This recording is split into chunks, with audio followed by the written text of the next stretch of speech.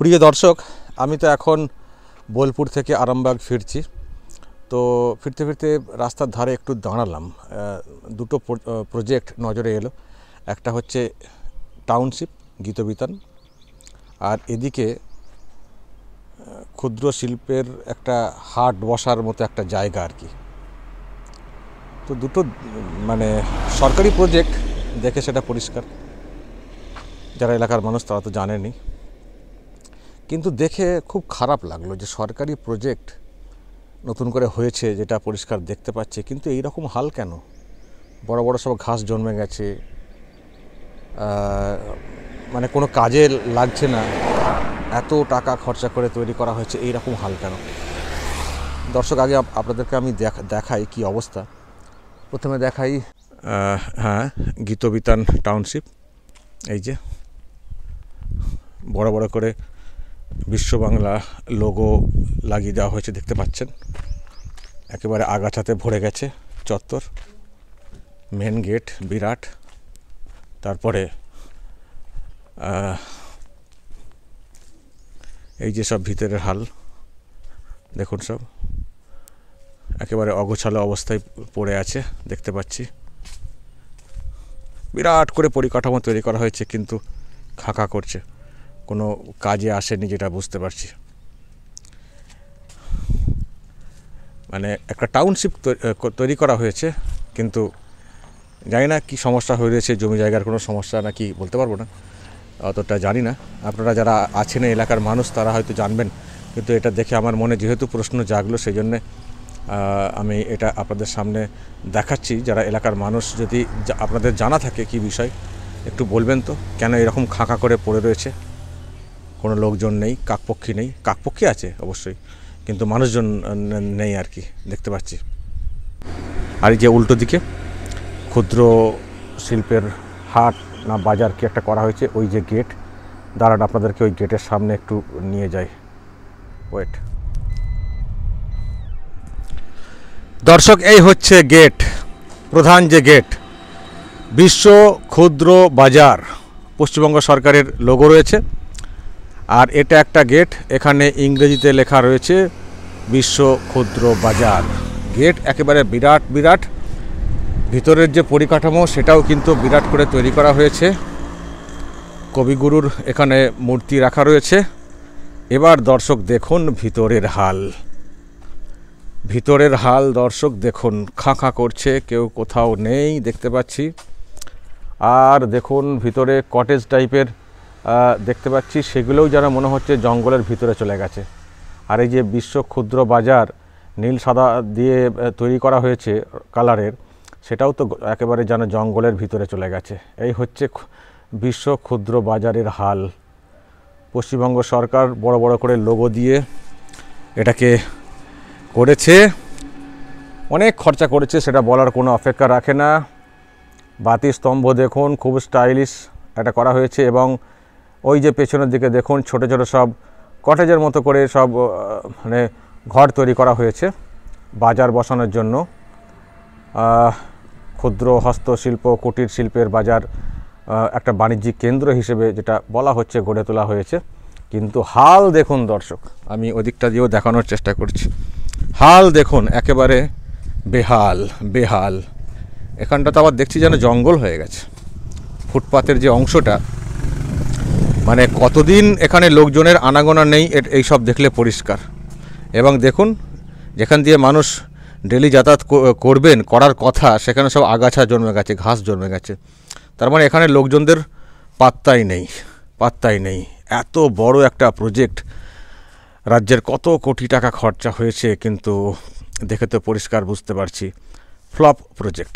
এ project সফল তো হয়নি, যা বুঝতে পারছি। এত খরচা করে এখন কার্যত যেন ওই জঙ্গল টাইপের হয়ে গেছে। এখনই হয়ে গেছে, কিছুদিন পর হয়তো আরও জঙ্গল হয়ে যাবে। দেখুন দর্শক, হাল দেখুন, একেবারে বড় বড় সব ঘাস গজিয়ে গেছে, বড় বড় ঘাস গজিয়ে গেছে। উল্টো দিক থেকে আপনাদেরকে দেখানোর চেষ্টা করছি, বড় বড় ঘাস গজিয়ে গেছে। এটা নাকি ক্ষুদ্র বাজার, বিশ্ব ক্ষুদ্র বাজার। কি হাল অবস্থা পরিকাঠামোর। শোনো না, এদিকে শোনো একটু। বাইরে রাস্তা নেই? বাইরে বাইরে আসা যাবে না? বাইরে আসুন না।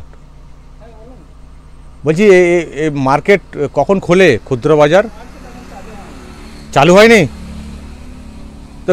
ঘাস বেরিয়ে গেছে দেখলাম। মেলা হয় না একটা? কোন মাসে হয়?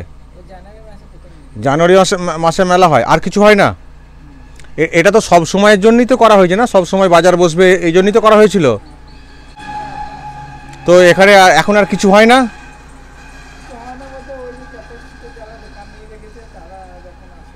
ওই দোকান কই? তো তো তো ঘাস গজি গেছে পুরো।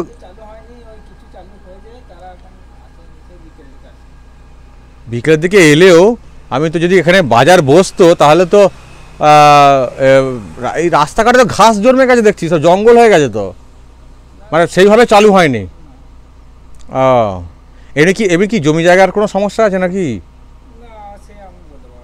মানে মার্কেটটা সেইভাবে এখন চলেনি, তাই তো? এমনি এটা এমনি কী জন্য করেছে? মানে কি প্রত্যেক দিন চলার জন্যই করেছে তো, নাকি নাকি বছরে একবার মেলা হওয়ার জন্য করেছে?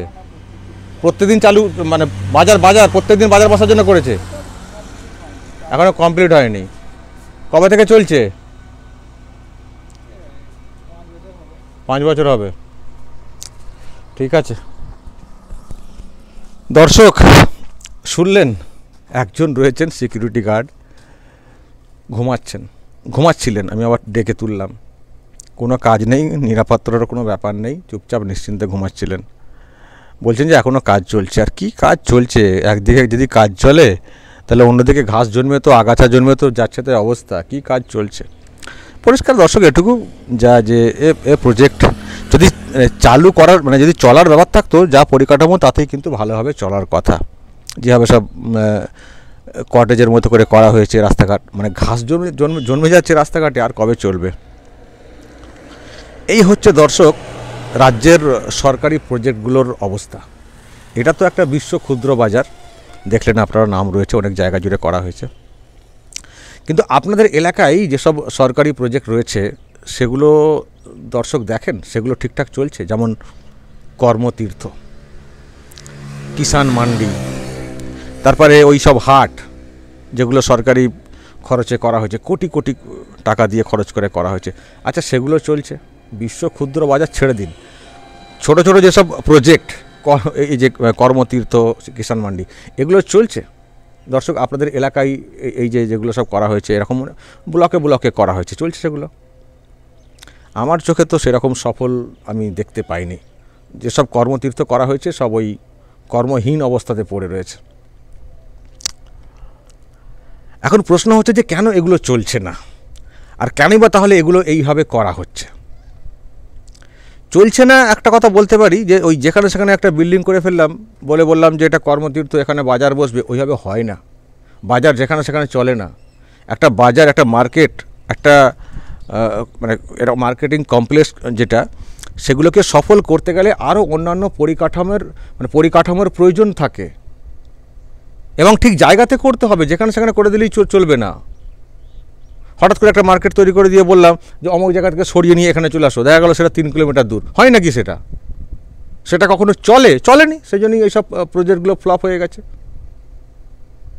তাহলে কেন করা হচ্ছে?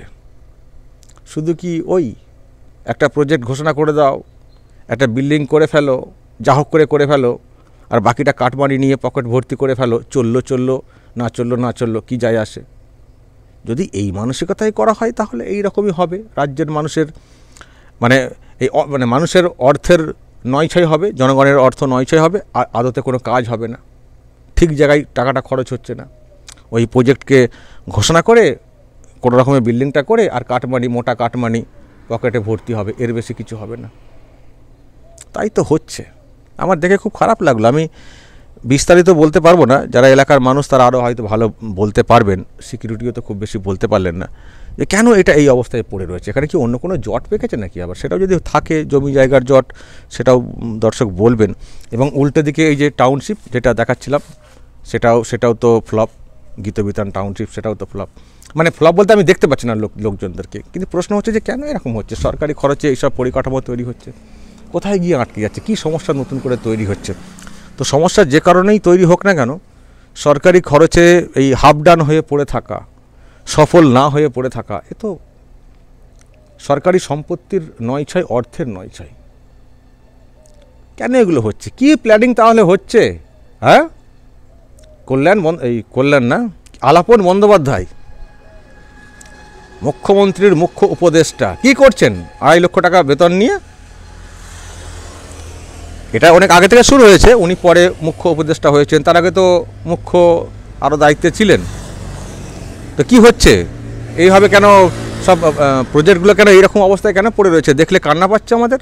সরকারি প্রজেক্ট এইভাবে নষ্ট হয়ে যাচ্ছে তৈরি হতে না হতেই, এখনও চালু হচ্ছে না, এদিকে সব খসে খসে পড়ে যাওয়ার মতো একটা অবস্থা হয়ে গেছে। কী হচ্ছে? 2.5 লক্ষ টাকা করে বেতন নিচ্ছেন মুখ্য উপদেষ্টা হিসেবে, কি উপদেশ দিচ্ছেন? প্রশ্ন জাগছে। আর কত এইভাবে সরকারি সম্পত্তির মানে এরকম অবস্থা দেখব, বেহাল দশা দেখব, নষ্ট হতে দেখব? দর্শক, এইভাবে চলতে পারে না, একটা কিছু ব্যবস্থা করুন, সিদ্ধান্ত নিন দর্শক, সঠিক সময়ে সঠিক সিদ্ধান্ত নিন, উপরে ফেলে দিন, নাহলে এই রকম মানে রাজ্যটাই গোটা জঙ্গলে ভরে যাবে, সরকারি বিল্ডিং, সরকারি জায়গা, সম্পত্তি এইভাবে নষ্ট হবে। সিদ্ধান্ত নেওয়ার সময় এসে গেছে। দর্শক বলবেন যা বলার এবং নজর রাখবেন আরামবাগ টিভিতে।